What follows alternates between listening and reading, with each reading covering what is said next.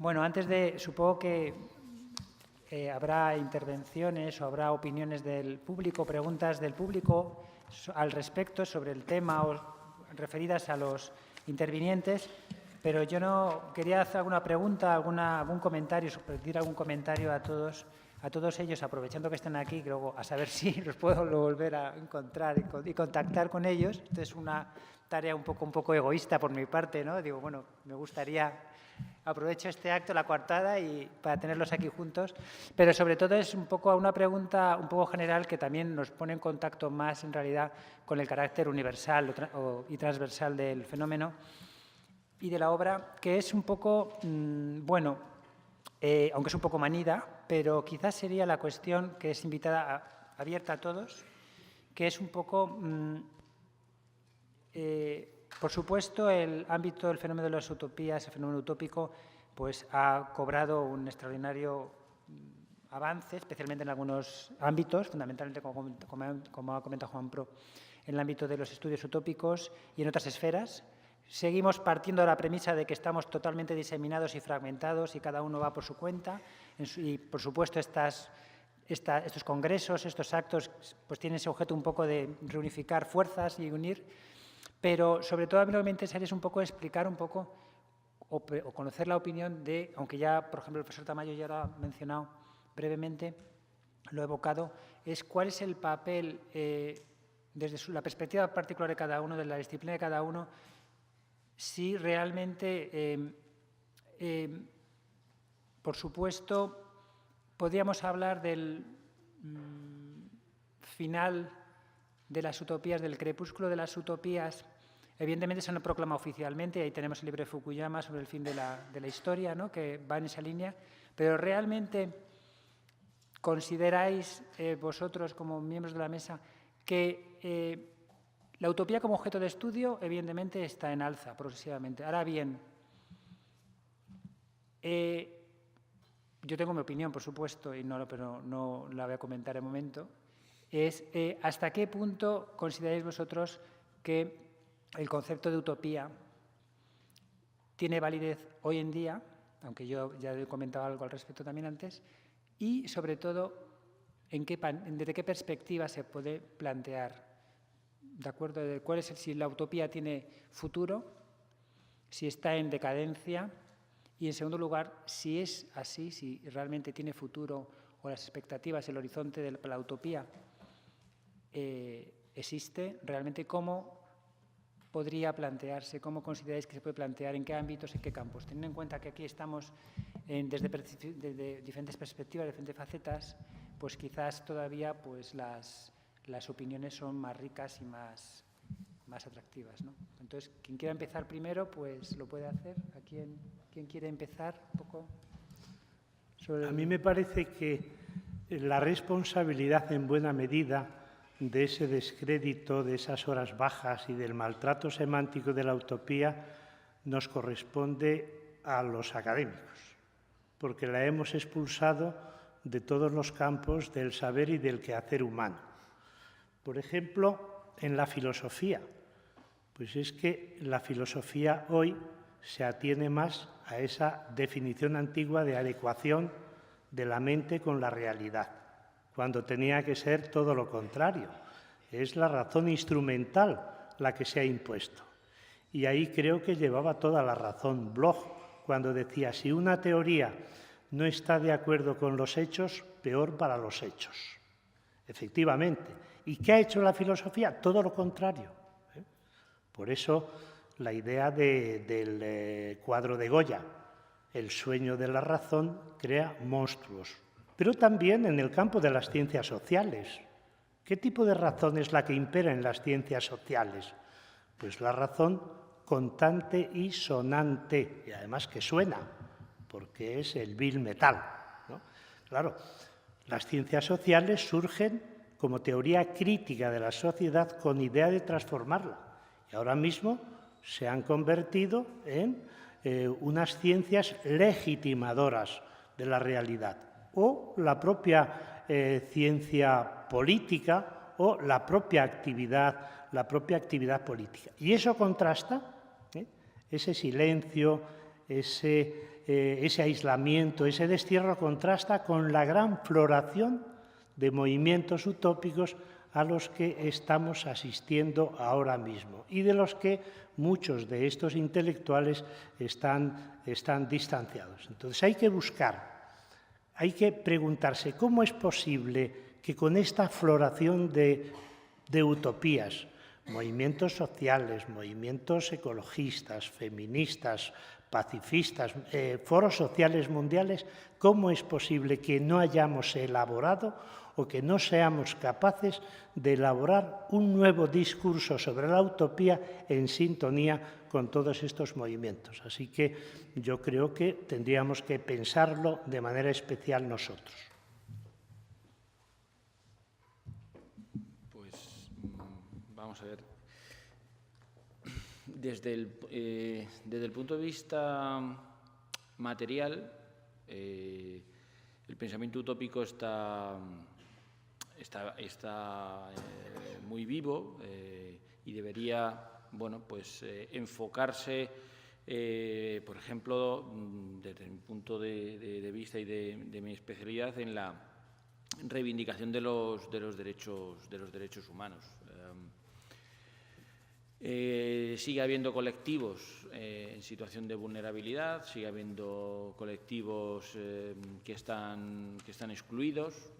Ayer, sin ir más lejos, era el Día Mundial contra el VIH y bueno, pues sigue habiendo, por ejemplo, ámbitos de la vida en el que las personas con VIH pues no pueden participar porque están excluidas. Los inmigrantes no pueden votar en España. A pesar de que puedan tener más razones para votar aquí porque llevan toda su vida aquí que una persona, en fin, que sea de un país de la Unión Europea y que, bueno, pues haya venido aquí a jubilar. Es decir, no tiene ningún sentido. Entonces, desde el punto de vista material, hay muchas cosas por hacer, ¿no? Y todo puede tener un enfoque desde el punto de vista de los derechos humanos. Cuestión distinta es el punto formal. Yo manejo esa distinción, ¿no? Es decir, desde el punto de vista formal, a la hora de encontrarnos hoy día con una literatura utópica, yo no la veo. Es cierto que sí hay una gran cantidad de obras distópicas. La distopía en el mainstream, pues la verdad es que vende bastante, ¿no? En el cine, en la literatura, pues es algo que bueno, que está ahí presente. Lo interesante desde el análisis de los estudios utópicos de la distopía es que las distopías siempre guardan una esperanza. O sea, siempre hay, en todo cuarto oscuro hay como una lucecita ahí, ¿no? que está prendida y que te, bueno, te da esa posibilidad, ¿no? Ese es un elemento bastante identificador de qué es el género distópico o las distopías, ¿no? Esa posibilidad de transformación. De todas maneras, con esto termino, teniendo en cuenta que Tomás Moro nos cuenta todo esto a través de Rafael Itlodeo, tampoco hay que tenerlo muy en cuenta, porque Itlodeo en griego significa el que cuenta sandeces, ¿vale? Y Rafael es uno de los mensajeros, es decir, es un mensajero, es uno, ¿no?, de los arcángeles, que es el que anuncia, ¿no? Pues es el que anuncia insensateces, ¿no? o cosas absurdas, o sea que tampoco me tengáis mucho en serio. Bueno, yo diría, siempre que hablo desde la perspectiva de lo que hago como trabajo, la perspectiva histórica, y desde esa perspectiva, como mínimo, las utopías tienen el interés arqueológico, de objeto de museo, el interés científico de que reflejan épocas, movimientos que incluso en el presente pueden reflejar inquietudes y planteamientos de diferentes colectivos, de diferentes grupos, interés sociológico, antropológico, histórico, cultural, van a tener siempre. Es decir, que estudiarlas nadie puede negar que tiene un interés. Además, la perspectiva histórica nos añade que, en este caso, mi propia investigación reciente me ha mostrado la existencia de ciclos de utopismo y de antiutopismo recurrentes a lo largo de la historia. Es decir, que la sensación de que se ha vivido un periodo de excesivo idealismo, romanticismo, que es donde las utopías florecen, y se pasa a una época de mayor pragmatismo, donde se desconfía de los grandes ideales, etc., eso se ha producido ya muchas veces en la historia. Tiene uno la sensación de déjà vu. No pasa nada, volverán. Si las utopías no están de moda, volverán a estarlo, os lo aseguro. Ese es otro mensaje tranquilizador, es decir, si uno tiene un posicionamiento utópico ante los hechos del mundo en el que vive y se siente solo, puede ser solo un desfase temporal y sentirse como un pionero, como alguien que está abriendo lo que sin duda va a ser el futuro. Ahora nos ha tocado vivir el tiempo que nos ha tocado y no es precisamente el más utópico. Creo que ese tipo de análisis que hablan de cosas como condición antiutópica de nuestro tiempo, del final del siglo XX y las primeras décadas del XXI, es bastante cierto. Y aquí y ahora, la utopía, ¿qué sentido tiene? Yo creo que sigue teniendo mucho sentido, que no es solo el de objeto para el estudio, que no es solo el de algo que podamos meter en los museos. Para empezar, porque los grandes problemas de la modernidad, que era a lo que venían las utopías, a criticar, a proponer alternativas frente a esos grandes problemas, la desigualdad, la explotación, la alienación, ninguno de esos se ha resuelto. Es más, se han agravado.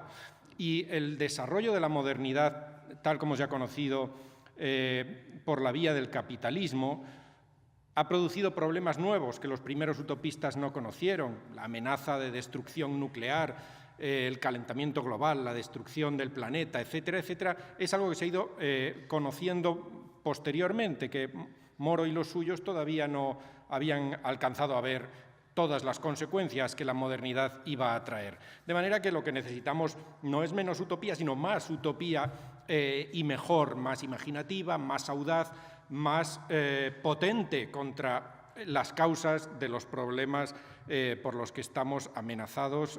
Incluso la existencia misma del género humano está amenazada.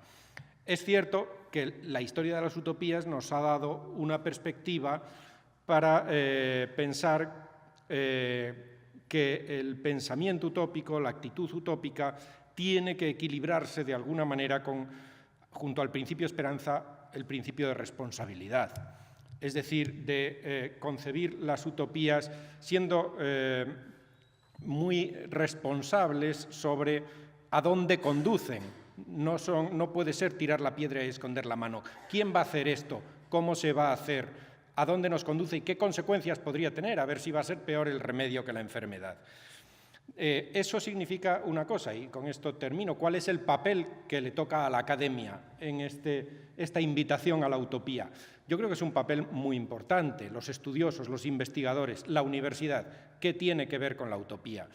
La universidad es el espacio de la crítica por antonomasia. La universidad, si es algo y si va a tener calidad y valor, es porque sea crítica, si no, mejor nos olvidamos.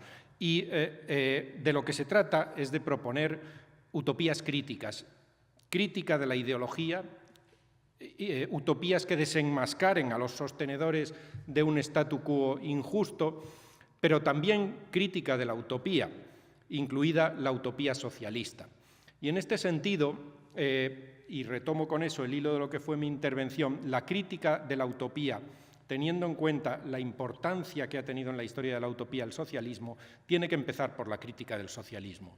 Eso significa no solo limitar la crítica al socialismo utópico, como hubieran querido Engels o Marx y Engels y sus seguidores, a ese socialismo romántico, imaginativo, etc., ni tampoco solo al marxismo-leninismo por la deriva totalitaria de la Unión Soviética y de los países bajo su influencia. La crítica también de la socialdemocracia, de sus renuncias, de cómo ha ido renunciando a todo hasta llegar a este estado actual de completa inanidad, en que la socialdemocracia es un colaborador necesario del conservadurismo liberal para el sostenimiento de un orden injusto. ¿Cómo es posible que se haya producido esa deriva? Pues precisamente por el olvido de las utopías, por el olvido de la tensión utópica que hubo en el origen del socialismo. Bien harían los socialistas de todas las tendencias, también de la que ha conseguido monopolizar el nombre de socialista, que es la socialdemocracia moderna, en volver la vista atrás y mirar en ese depósito inagotable de ideas y de propuestas emancipadoras que fue el socialismo inicial, el socialismo romántico, el llamado socialismo utópico, buscar ahí ideas emancipadoras que se pueden desarrollar y que todavía hoy tienen un enorme valor si uno no se considera esclavo de las categorías de la economía política clásica, de las categorías burguesas de trabajo, Estado, patria, crecimiento, etcétera, que han podrido al socialismo, ¿no? Por ahí me gusta mucho más la obra inspiradora de Miguel Abençour, uno de los pensadores ya citado más fecundos, me parece, actualmente en torno a la utopía, cuando dice hay que superar también la propuesta de Bloch, la propuesta dialéctica de esperar un futuro que vendrá dialécticamente de nuestra situación actual, nos lleva a repetir más de lo mismo, a estar siempre en la misma lógica y siempre contaminados por el punto de partida que hemos tomado como tesis para nuestra antítesis. Busquemos una utopía de la alteridad, busquemos líneas de fuga, busquemos algo completamente distinto, lo totalmente otro social. Ese es el esfuerzo de pensamiento, de imaginación, de creatividad que a quien le corresponde en primerísimo lugar es a vosotros, es decir, es a la universidad y no a los anquilosados profesores que ya tienen su puesto y que cada vez les cuesta más o nos cuesta más ser creativos y ser innovadores, sino a las generaciones que vienen en la universidad, que es de donde se espera precisamente que vayan pariendo utopías.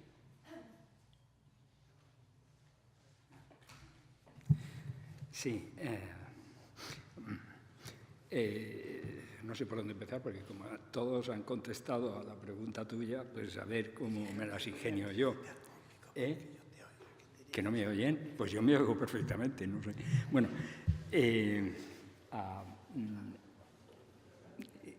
una cuestión con respecto a lo que decías, Miguel Ángel, y pido disculpas por la metedura de pata. Espero no seguir metiendo la pata, aunque nunca se sabe.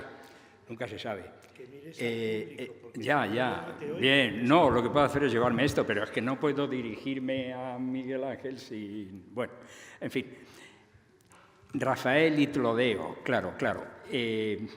Ese personaje es esencial en el mundo utópico porque, fíjate, en realidad reproduce el mecanismo sustantivo de prácticamente todas las utopías hasta el día de hoy. Rafael y Tlodeo es el Virgilio de Dante en la Divina Comedia. Todas las utopías muestran un mundo que no existe y se lo muestran a alguien que es el que lo cuenta, y el que lo cuenta lleva un cicerone, y ese cicerone es Rafael y Tlodeo, que es el Virgilio, como lo son en todas las demás en casi todas las demás utopías. Y luego una cuestión, y Tlodeo es eso que dices, pero prácticamente nadie se acuerda de que el muy cristiano Tomás Moro lo llama Rafael. Y Rafael es uno de los arcángeles, y en concreto tiene una función específica en la Biblia, la función específica de la leyenda de Tobías y tal. Es decir, que hay una mezcla de tal, porque, claro, Rafael es un arcángel y como tal arcángel es un estadio no muy alto en la escala angélica, pero, hombre, suficientemente sabio. O sea, que es una contradicción y abunda en esto que tan estupendamente explicas de que en el fondo Tomás Moro tiene... en realidad Tomás Moro tiene un fondo de humor y de ironía permanente, ¿no? Y luego voy a la pregunta que has planteado, querido Paco, porque, claro, tiene sus narices. Dos cuestiones fundamentales. Mira, la utopía en el siglo XX y por lo que llevamos del siglo XXI también, tiene la misma cantidad de buena que de mala prensa. De buena prensa ya lo conocemos todos, todo eso de que es necesaria la utopía, el impulso utópico de que habla Miguel Abanzú, la conversión utópica de que habla Miguel Abanzú. Claro, judío sefardita. Los sefarditas tienen la utopía atrás, 500 años atrás. Emmanuel Levinas también. Esto quiere decir algo de lo que voy a comentar ahora. Claro, la conversión utópica a mí me recuerda mucho, la expresión de Abanzú es muy característica, recuerda mucho la caída del caballo de San Pablo. O sea, nos despertamos del sueño metafísico del reinado omnímodo de la empiria y descubrimos el cielo estrellado de la utopía, claro está, donde podemos realizar nuestros más ocultos deseos. Bueno, esa es la parte positiva. Y la negativa aparece enseguida. Es esa crítica que corre como un hilo por todo el pensamiento del siglo XX y del siglo XXI y se actualiza con la potencia del poder político más absoluto, de sostener que todo eso de la utopía está muy bien, pero lo que oculta es una pasión totalitaria. El descubrir el totalitarismo de la utopía es la misión a que se creen llamados todos los conservadores que en el mundo han sido, empezando por Popper, que es el que marca la pauta. Platón y Marx tienen la culpa de todo, y se muestra por qué son unos utópicos, miren ustedes, y para qué vamos a seguir. Y ya de ahí en adelante, pues los discípulos o no discípulos, como von Mises, Hayek, todos los padres del neoliberalismo contemporáneo, hasta llegar a Robert Nozick y a gentes como, ¿qué tal Murray Rothbard? No estaría mal, ¿no? Como coronación de ese pensamiento descarnado, científico, humano, que no se deja engañar por los vapores de la utopía y que en el fondo es perfectamente utópico. ¿O es que el estado mínimo de Nozick es menos utópico que la utopía de Platón? Y no digamos ya las ensoñaciones de Murray Rothbard, que claro, que es que, bueno, no sé, a veces dan un poco de risa, con todos mis respetos, que no pretendo... Claro, buena y mala fama. Por lo tanto, cada uno se va a quedar con lo que quiera. Cada uno va a querer lo que quiera y cada uno cuando oiga utopía oirá totalitarismo, oirá el feliz reinado de la razón. Claro, es lógico además. ¿Por qué? Porque el futuro de la utopía está garantizado, puesto que está imbricado, embedded, que diría el presidente Bush cuando atacaba a los pueblos esos desarmados, embedded en el pensamiento contemporáneo. Tanto es así que uno puede incluso rememorar, sin afán de pedantería alguno, claro está, aquella famosa frase de Oscar Wilde, la naturaleza imita al arte, para comprender cómo efectivamente esto es así. Después de Auschwitz, las distopías tienen mucho trabajo para superarlo, mucho. Auschwitz es el fondo del pozo y no es utopía, es una realidad. Llegar a estar a la altura o a la bajura de esa realidad ya tiene mérito. No hay distopía que pueda haber llegado a ese profundo fondo de ayección que fue Auschwitz.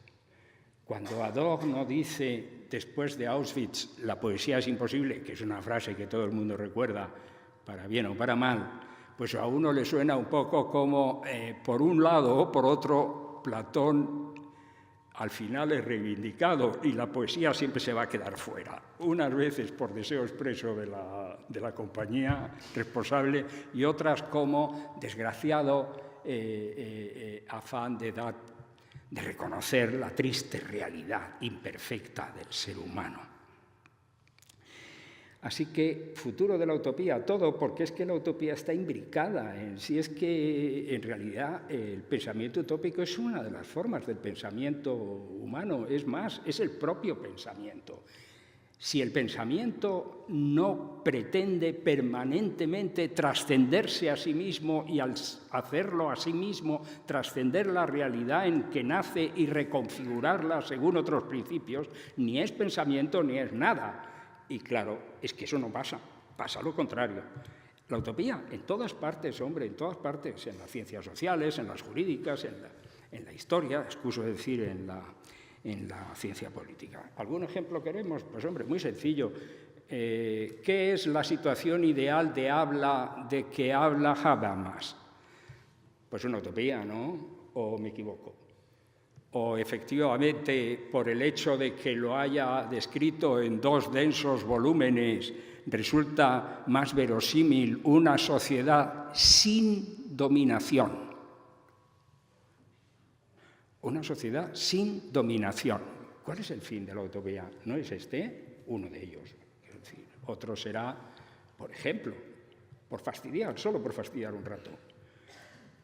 Una sociedad en la que la dominación es voluntariamente admitida. ¿Eso es una utopía? No sé. Leamos el discurso de la servidumbre voluntaria y preguntémonos quién ha conseguido contestar. ¿Quién ha conseguido dar una respuesta a la servidumbre voluntaria? Y si no lo ha conseguido nadie, y además comprobamos para nuestra perplejidad que sigue permanente y viva, entonces al pensamiento utópico como pensamiento emancipador, que puede imaginarse una sociedad donde la dominación no existe y los seres humanos no obedezcan a ningún amo, tirano o único, uno, que decía Etienne de la Boétie, esa misión sigue viva. Y como resulta que es la misión del propio ser humano, qua ser humano, pues en realidad lo extraño es que no reconozcamos que la utopía no solamente está y estará, porque el día que la utopía deje de estar será el reinado de la entropía y por lo tanto del fin de la existencia humana, sino que ha estado siempre desde el principio. Utopías hay en todas partes. Gargantúa y Pantagruel tiene un capítulo dedicado a un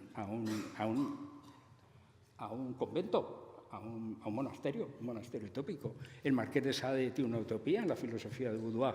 La utopía está en todas partes, y está en todas partes porque forma esa levadura esencial del pensamiento humano en todos los campos del saber, que consiste en esto.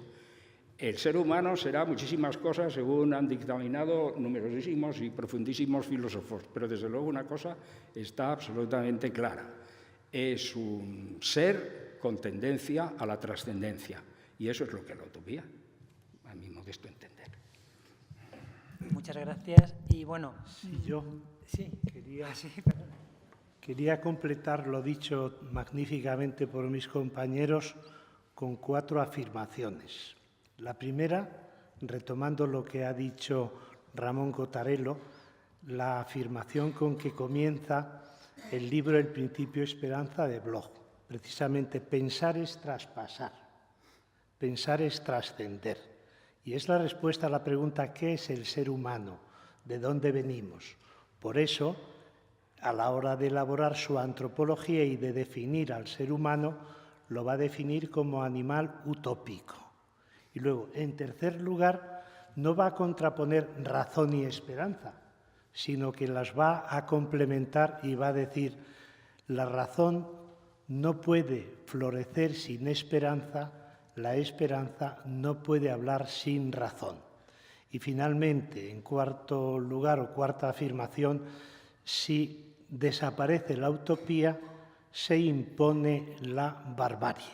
Es decir, la utopía es la que nos libera de la barbarie, de las dictaduras, del neoliberalismo, de cualquier manifestación del espíritu humano opresor. Por tanto, yo creo que el día en que dejemos de pensar en la utopía, de vivir utópicamente, ese día vamos a ser invadidos por los bárbaros. Pero cuidado, que los bárbaros en este caso somos nosotros. Y por eso es tan importante la inversión que hay que hacer a la vista, por ejemplo, del comportamiento de Europa con los inmigrantes y con los refugiados. Es decir, la contraposición entre civilización y barbarie tiene que cambiar de orientación. Ahora mismo los bárbaros somos nosotros y los civilizados son ellos. Y eso es lo que yo creo que marca el horizonte de la utopía, sin la cual pues entraríamos en una sociedad totalmente autodestructiva. Bueno, no sé si alguien más quiere apuntar algo en la mesa, perdonar. Bueno, si hay alguien del público que quiere intervenir y preguntar, pues adelante. Yo sugiero que se concentren todas las preguntas porque si no vamos a dar tantas conferencias. Vale, pues entonces sí, pues ir formulando las preguntas los interesados y las apuntan y las recogemos. Sí, me pasan. Hola. Yo tengo dos preguntas. Bueno, una es una pregunta y otra es una pequeña crítica. La pregunta no tiene que ver en sí con las ponencias, sino que me la traía de casa de leer el libro, pero algunos de ustedes han tocado el tema, sobre todo en estas últimas intervenciones, y es sobre la voz de Tomás Moro, la voz narrativa de Tomás Moro en la obra. Porque el texto está planteado como una suerte de diálogo platónico en la que hay un personaje que es Rafael Litlodeo, que es el viajero que plantea y describe la utopía, y luego hay otro personaje que se llama Tomás Moro, que es un diplomático que se muestra más escéptico y más, en todo caso, irónico, pragmático con los planteamientos utópicos de Rafael. Entonces, yo estuve buscando y vi que era un tema objeto de estudio y de debate bastante disputado y me gustaría que profundizaseis, si tenéis alguna opinión formada sobre eso, sobre en qué medida está presente la voz de Tomás Moro, a qué personaje se la presta más, o si a varios, o si a ninguno. Y luego la pequeña crítica, que espero que sea constructiva en tanto que sea tenida en cuenta en posibles futuras organizaciones de actos, tiene que ver con la composición de la mesa, que me parece un poco homogénea en un mal sentido. Y, a ver, yo no dudo que ustedes sean personas idóneas para dar estas ponencias y expertos, porque básicamente lo acaban de demostrar con intervenciones brillantes, pero a mí me hubiera gustado que la mesa fuese un poco más paritaria y, en todo caso, espero que eso no sea una aspiración demasiado utópica. Nada más. Yo quería preguntar, sobre todo a Juan José Tamayo, sobre, o al menos a mí me parece que puede existir, pero que desarrollara él un poco, si es posible, la relación entre utopía y la teología de la liberación, que como lo veo, si puede contar algo más.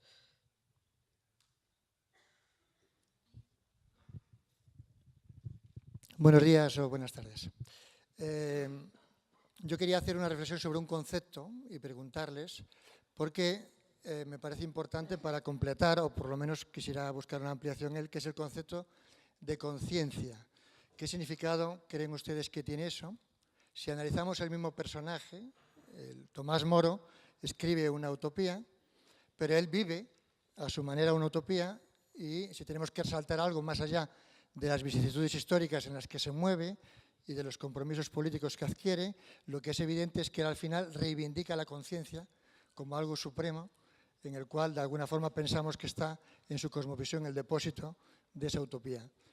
en la propia historia, a partir del movimiento obrero para acá, ha habido no solo, como ustedes han dicho profusamente, una serie de reflexiones sobre la utopía, no solo ya utopía, sino reflexión sobre la utopía, sino que también ha habido vivencias utópicas que yo, así por ser sintético, resumiría en los movimientos de liberación no violentos que existen habiendo en todo el mundo, que siguen existiendo, y que de alguna forma reclaman precisamente una actitud de conciencia frente a la injusticia. Entonces me parece que ese tema es muy importante, porque de alguna forma todas las distopías podrían ser en el futuro manipulación de la conciencia, que es el gran deseo de este sistema, y todas las utopías en el momento actual tendrían que pasar necesariamente por una liberación de la conciencia, una conciencia operativa, una conciencia colectiva, que finalmente los que están escribiendo con su sangre la utopía en el mundo están poniendo no solo esa conciencia como algo relevante, sino también su propia sangre, como el propio Tomás Moro, para reafirmar la validez de la conciencia como el último lugar de la utopía y como lugar a trabajar. Y los propios medios de comunicación, el propio sistema, está precisamente trabajando en anular esa conciencia, en machacar esa conciencia o en instrumentalizar esa conciencia, también muchas veces con falsos discursos utópicos. Bueno, ¿hay alguien más? Sí. Me voy a animar, pero bueno, primero de todo ha estado fenomenal. Te doy la enhorabuena, Paco, porque las 4 intervenciones han sido interesantísimas y no es lo habitual, ¿eh? Porque siempre hay más desigualdad y enhorabuena a todos. Me ha interesado muchísimo. Voy a intentar centrarme en cosas muy concretas porque tendría mucho que decir, porque el tema me encanta, pero quiero que hablen también los alumnos. Yo doy clase de ciencias, de historia de las ideas políticas, y cuando doy las utopías y doy los socialistas utópicos gusta mucho, porque claro, además el relato de la vida de los falansterios y demás pues tiene siempre, ¿no?, sus cosas así como más atractivas para los alumnos. Pero siempre cuando hay debate, al final la discusión es sí, esto suena muy bien, pero es imposible. Entonces, ¿es imposible por qué? Es imposible porque la naturaleza humana es como es y entonces no se puede transformar, no se puede cambiar ni por el derecho a las instituciones, ni por el cambio de valores, ni por la educación. O sea, hay un escepticismo muy grande sobre que se pueda o no cambiar la naturaleza humana. Y me hace gracia porque es gente joven, que yo les digo, pues si ya estáis así de escépticos, pues ya apaga y vámonos. Pero tienen como muy claro que la naturaleza humana no se puede cambiar y que las experiencias del comunismo soviético, etcétera, pues lo corroboran. Otra cosa que no gusta y que reconozco que a mí tampoco, porque yo también querría decir que el ideal utópico, bueno, pues depende de qué ideal utópico, porque vamos a ver, hay utopías que son absolutamente antiindividualistas, colectivistas, que dejan la libertad y la independencia totalmente fuera. Yo he leído alguna cosa sobre la vida de los falansterios y comunidades de este tipo y no es nada apetecible, nada, vamos, y sobre todo como mujer, en algunas desde luego no querría estar nunca. Entonces también, al hilo de lo que ha dicho esta alumna, pero yo también diría que no habéis hablado de las utopías feministas, que las hay, y yo también me pregunto, bueno, esas utopías feministas que dicen que la mujer no debería ser madre y tiene que ser a través de máquinas y tal, algunas de los años 70, porque te emancipas de la maternidad y eso hace que seas realmente una persona independiente, etcétera. ¿Qué opinan los hombres utópicos cuando hacen sus utopías? Y con perdone, que no quiero sonar así feminista radical ni agresiva, pero bueno, que es que no sé, cuál es el papel de las mujeres en estas utopías, que comentáis un poquito. Sé que hay utopías, digamos, individualistas y horrorosas desde mi punto de vista, y el profesor Cotarello, que estuvo en mi tribunal de tesis, pues sabe de lo que habla. Mi Rodva me parece un espanto y un horror, y Ayn Rand y este tipo, y sé que son individualistas, pero tampoco me gustan nada. Pero eso quería que lo desarrollaras. Cuando has hablado de que donde ha habido revoluciones burguesas ha sido más fácil que hubiera utopías, que desarrollase un poco ese punto, porque imagino que sí, las ideas de progreso, la libertad, los derechos y demás, pero claro, luego la burguesía la tenemos tan asociada también, ¿no?, a la rutina, al control, al aburrimiento, a lo gris, ¿no?, a lo feo, que ¿cómo casa eso? Bueno, diría más cosas, pero no quiero abusar, pero enhorabuena, que me ha encantado.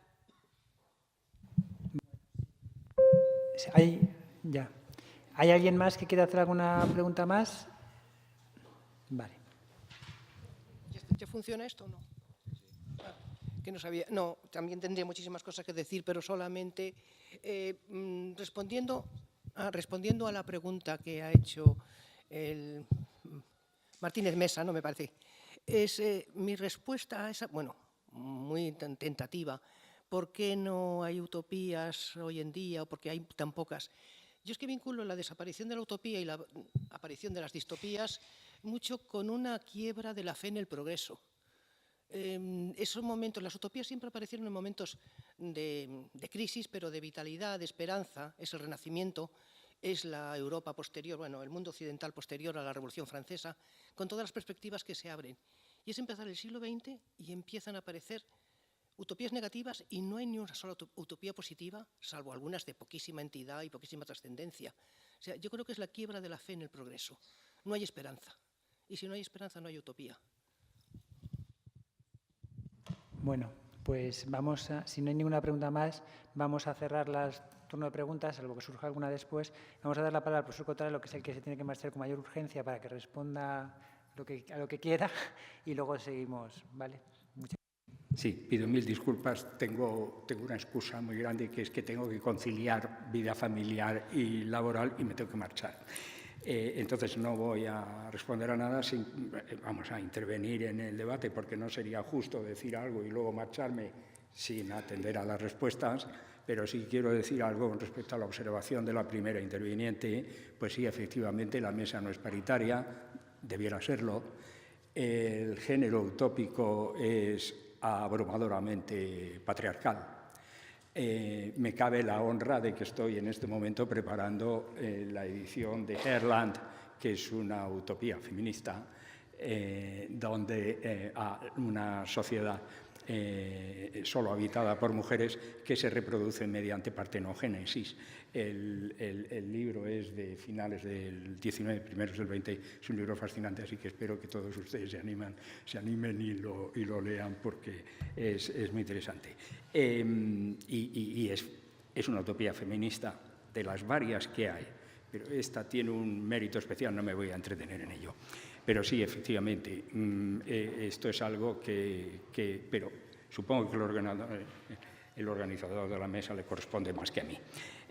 Una par de cuestiones más solamente, que la utopía está imbricada en el pensamiento y que no hay ninguna manera de singularizarlo. Es que esto me parece básico. Si no entendemos esto, si creemos que la utopía es una especie de excrecencia o algo extraño, como los gabinetes de seres monstruosos que coleccionaban los ilustrados o cosas por el estilo, no vamos a ir muy lejos. No, la utopía está vivísima y coleando ahora, y debatimos sobre ella, la llamemos como la llamemos. Fíjense, solo por mencionar tres cosas que me han venido a la memoria. Al hilo de lo que decía mi ilustre colega con respecto, creo que era a los falasterios de Fourier, que fueron extraordinariamente importantes y movieron mucha pasión política. El Looking Backward de Edward Bellamy originó un movimiento nacionalista en los Estados Unidos, nacionalista, con un concepto de nacionalismo que nos asombraría ahora, que estamos acostumbrados a verlo desde una perspectiva determinada. No tiene nada que ver con eso, es un concepto nacionalista distinto. La Icaria de Cabet desarrolló un movimiento extraordinario, tanto en los Estados Unidos como en países de Europa, y en concreto en España, y específicamente en Cataluña. Hay un icarismo catalán fortísimo, ¿no? Eso pasa con casi todo. Y no sé si al final he entendido muy bien tu última pregunta, pero si te parece, la dejamos en el aire y nos la comentamos por email, porque me da un poco de rabia estar aquí atropellando. Pido mil disculpas, pero me tengo que ir. Muchísimas gracias.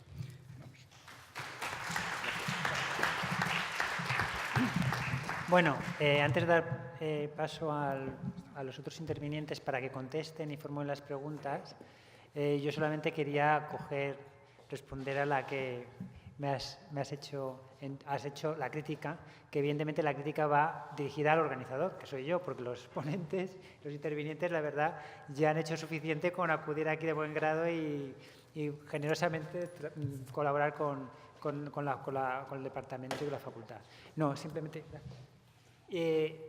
Simplemente, y además ya me lo habían apuntado antes, antes de cuando yo presenté ya me lo comentaron y yo era consciente de ello. Lo que pasa es que no conocía prácticamente, de mi entorno, no conocía prácticamente a nadie realmente que se encargue de trabajar en España y concretamente en Madrid sobre el tema. Entonces, esa es la razón que evidentemente yo hubiera intentado resolver si no hubiera sido por por ese problema de partida, ¿de acuerdo? Así que, bueno, pues insisto que quien esté interesado, si cuando sea posible y si dé la ocasión, pues evidentemente invitaré a quien sea conveniente, por supuesto, para este caso. Pero bueno, el error es mío y evidentemente he sido consciente de ello y lo siento.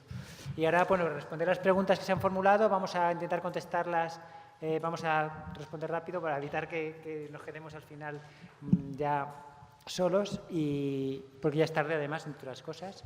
Y bueno, pues ya están las respuestas, las preguntas lanzadas y bueno, quien quiera contestar, bueno, pues está abierto a ello. Sí, por ese orden.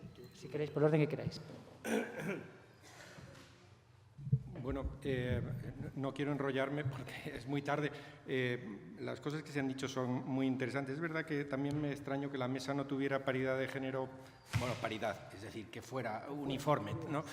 Porque hoy en día espontáneamente sale, ¿no? En cualquier, el mundo académico tiene la composición que tiene y nosotros mismos citando autores, hemos citado autoras también como de los nombres más relevantes que se podrían citar, yo que sé, Ruth Levitas, Miriam Elian Feldon o Graciela Fernández, a quien también cité, pero supongo que son circunstancias lo que salía posible, barato, fácil de organizar los que estamos en Madrid o tal, y hay que cuidar eso también por lo que pudiera parecer lo que no es. Con respecto a la pregunta sobre la conciencia, es un concepto muy interesante para interrogar la utopía. La utopía es muy multidimensional, está en muchos niveles de la realidad y necesitamos algunos conceptos como herramientas para sacarle partido, para interrogarla. Y el de conciencia pudiera ser uno, que nunca se me había ocurrido la fuerza que puede tener y te animo a seguir interrogándola desde ese punto de vista, porque se ha interrogado desde otros, el concepto de armonía, el concepto de esperanza, el concepto de deseo. Todos ellos tienen algo que ver con ese objeto tan rico que es la utopía y cada concepto nos permite ver dimensiones distintas del fenómeno. Dimensiones que son importantes para diferenciar qué es una utopía y qué no lo es. Porque en cuanto empezamos a entrar en ese terreno, más allá de algunas utopías en las que todos coincidiríamos, hay una frontera en la que aparece la discusión sobre eso no es una utopía para mí.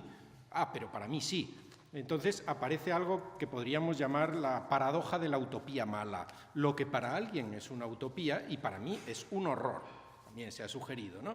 Por ejemplo, si el comunismo puede ser visto como una utopía que tiene su proceso de soñarla, construirla, distanciarse del pensamiento original y convertirla en una distopía, o que para otros desde el principio tal vez era una distopía, el fascismo también.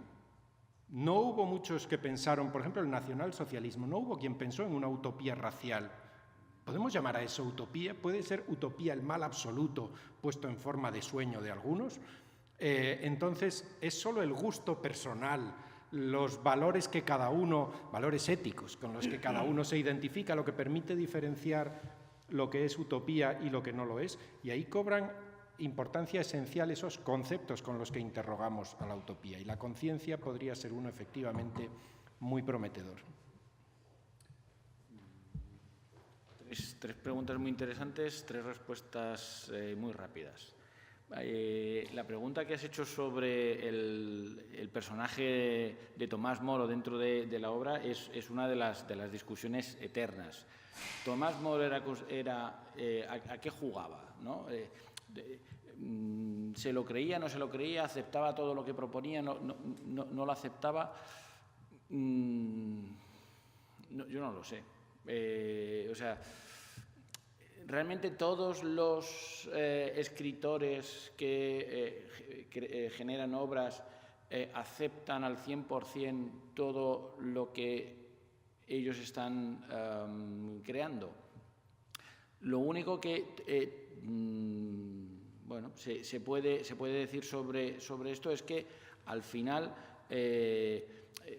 Tomás Moro, junto con todos esos, hay un montón de juegos de palabras, ¿no? Es decir, ¿cómo se llama el príncipe? Ademo, sin pueblo. El río, Anhidro, sin agua. ¿Cómo se llama la ciudad? Amaurota, la ciudad invisible. Es decir, es que es constantemente, ¿no? Lo único que ocurre es que también es un recurso que aparece en muchas utopías. Es decir, a mí me han dicho que por ahí hay una isla que se vive así, pero yo tampoco me lo creo mucho. Aparece en Cristianópolis, aparece en Sinapia, aparece...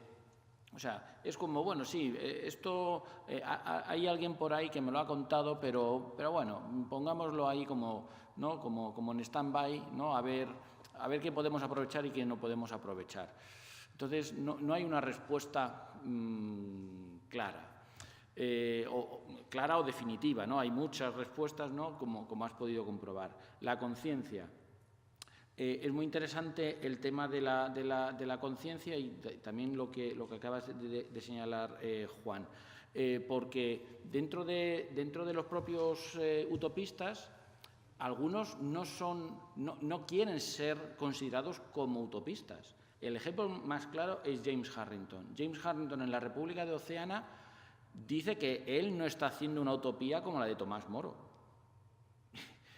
Y la República de Oceana es una utopía, pero como una casa, ¿vale? Sobre la conciencia, se ha establecido esa vinculación entre utopía y socialismo.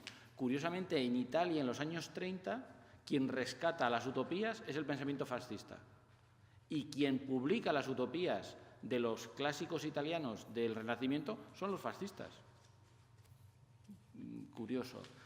Y luego la otra cuestión, que es una pena que el profesor Cottarello se haya tenido que ir. Yo no creo que la utopía sea una cuestión de italianos, de ingleses y de franceses, o que solo haya utopías allí donde ha habido una revolución burguesa, industrial, etc. No, es un fenómeno, existe en España, lo que ocurre es que posiblemente no se haya estudiado lo suficiente y por eso son tan importantes proyectos como los del profesor Juan Pro para rescatar la tradición utópica. En Irlanda, curiosamente, no había utopías hasta que se pusieron a estudiarla, ¿no? Y por eso el grupo de Tom Moylan en Limerick es tan importante, ¿no? Es decir, porque no había hasta que, o en Portugal, ¿no? Parece ser que en Portugal tampoco había hasta que llega Fátima Vieira y, bueno, pues obtiene pues una vía de financiación y de investigación para poder hacerlo. En España sí hay utopías, sí hay textos utópicos, ¿no? No solamente la Sinapia. Tenemos una obra que es muy desconocida, que es el Anacronópote, ¿no? Que es un viaje en el tiempo y que se publica antes de la máquina del tiempo de H.G. Wells.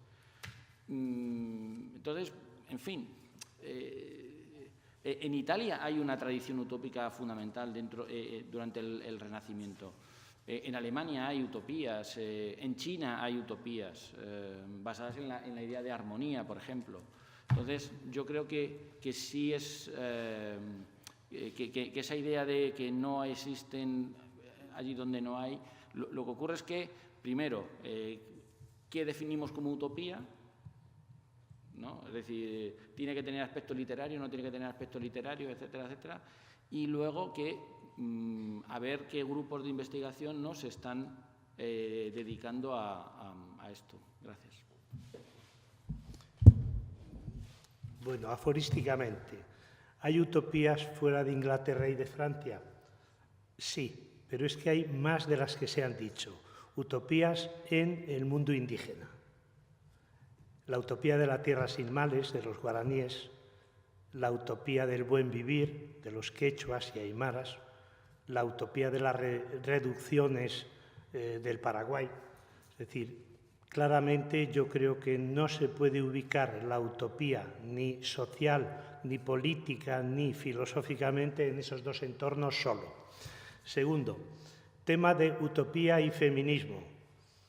Evidentemente, la utopía de Tomás Moro es la que propone una república parlamentaria patriarcal, pero, y ahí no sigue un planteamiento profeminista, posiblemente de la utopía de Platón. La utopía de Platón integra mucho más e incorpora a las mujeres.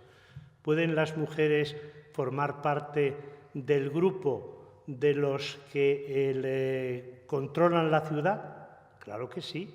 Y la educación de las mujeres es igual que la de los varones, ¿no? Luego, tercero, relación Moro, Rafael y Clodeo.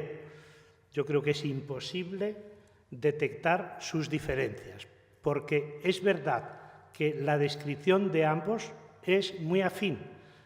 Y Clodeo es un gran conocedor de las lenguas clásicas y un especialista en filosofía griega y un excelente humanista, aparte de que una persona generosa que ha renunciado a los bienes, los ha repartido entre los hermanos y se ha ido para allá.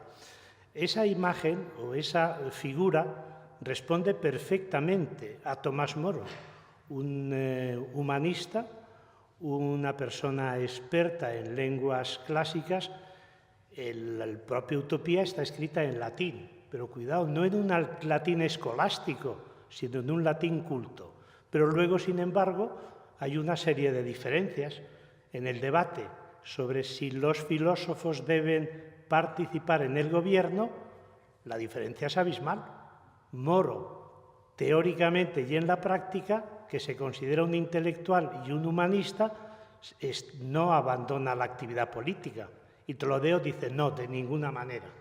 Un intelectual, una persona como yo, no puede estar al servicio de un príncipe. Dice, ¿por qué? Porque se corrompería inmediatamente y además el príncipe no le haría ni caso. ¿Supresión de la propiedad privada? Pues más bien yo pienso que no está de acuerdo Tomás Moro. Él vive una vida muy acomodada, con una buena acumulación de bien, y no consta que renunciara. El tema de la tolerancia religiosa, pues ahí yo creo que también disiente, porque él es un católico confeso y convicto, persigue a los protestantes y al final se alía de manera incondicional con el catolicismo romano. Y otro aspecto donde yo creo que hay una diferencia en la moral epicúrea. La obra, Utopía, defiende una moral epicúrea, la idea del placer, los distintos tipos de placer, y la moral de Moro no es precisamente ese tipo de ética epicúrea, ¿no? Y ya rápidamente a la pregunta que creo que va dirigida a mí, o por lo menos lo has dicho mi nombre, de relación entre utopía y teología de la liberación. Decir solo 4 cosas. Primero, el método de la teología de la liberación es claramente el método del pensamiento utópico. Análisis de la realidad desde la teoría crítica que lleva a un cuestionamiento de las disfunciones y de las patologías. Segundo, juicio ético sobre esa realidad, denuncia. Y tercero, propuesta de alternativas.